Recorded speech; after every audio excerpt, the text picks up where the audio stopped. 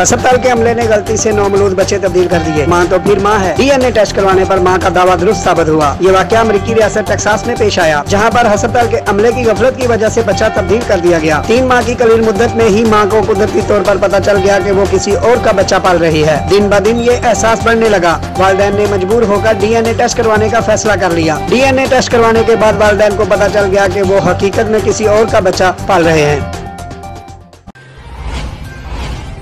He was born, and immediately when he was taken out of me, he was passed by me, and I gave him a kiss, and then they took him to the nursery. He was taken to the nursery, and that was the last time I saw him. Back to the moms in their rooms.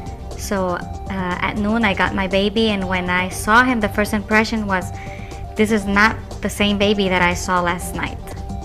And I looked at him, and I remembered that the baby that I saw was just like my husband, and this baby did not look like my husband. And I started to tell all the staff that was in the hospital, and they all insisted and said, no, this is your baby.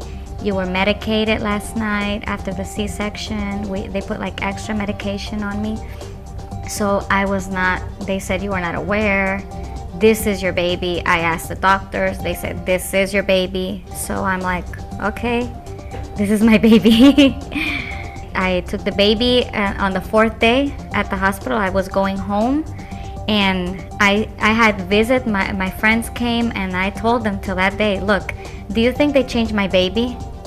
And my friends would say, no, it's the same baby. I asked like at least 20, 30, I don't know how many people, everybody that came, and they all said, no, this is your baby. So I went home, and then my husband came from Texas. He was in Texas, and the baby, the days started to go by, and his features, his skin, everything started to change, and he started to not look anything like neither one of us. So I had that thought in my heart, in my mind. I was nursing the baby. I was taking care of him, loving him like ours, and I started to fall in love with the baby. And this feeling was so difficult because you love this baby like your baby, but then inside I had the thought, what if this is not my baby? What if this is not my child? Where is my child? Where is my baby? And I tried to put that thought away. I said, no, this is not real. This cannot happen to me. This is Hollywood. This is the movies. And that thought came back and forth every day. And I took the decision to go and make a DNA test.